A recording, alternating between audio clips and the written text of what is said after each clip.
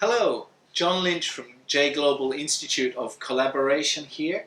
Today I'd like to talk about sales in Japan.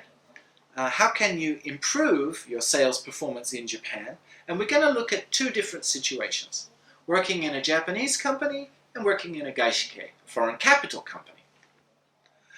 Basically, if you compare the sales situation in different cultures, people have different values and priorities. For example, typical global business, what's important is being friendly, clear, persuasive, finding a good solution together, and finally innovating and taking a chance in order to get ahead of the competition.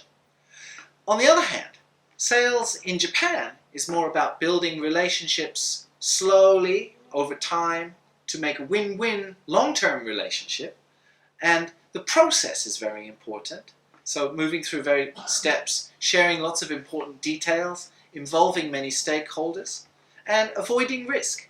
So sometimes it can take a lot longer to build a sale, but after that you have a lot longer customer relationship. So what happens when you mix the two together? Well, that's a typical situation for a gaishikei in Japan, foreign capital company, because the overseas head office is expecting quick sales and high sales much faster than is easy to do in Japan.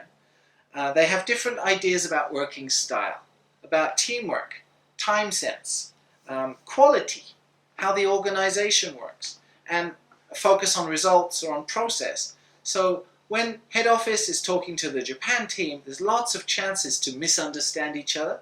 So clear communication, very important. For example, typical Japanese team is all about helping each other and making sure that the next step in the process has all the information they need, lots of information sharing.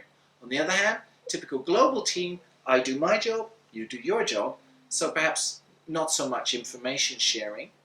And time sense, people expect things to move fast, and people also don't put much buffer time when they're planning, so sometimes things get late in global business. In Japan, that's not acceptable.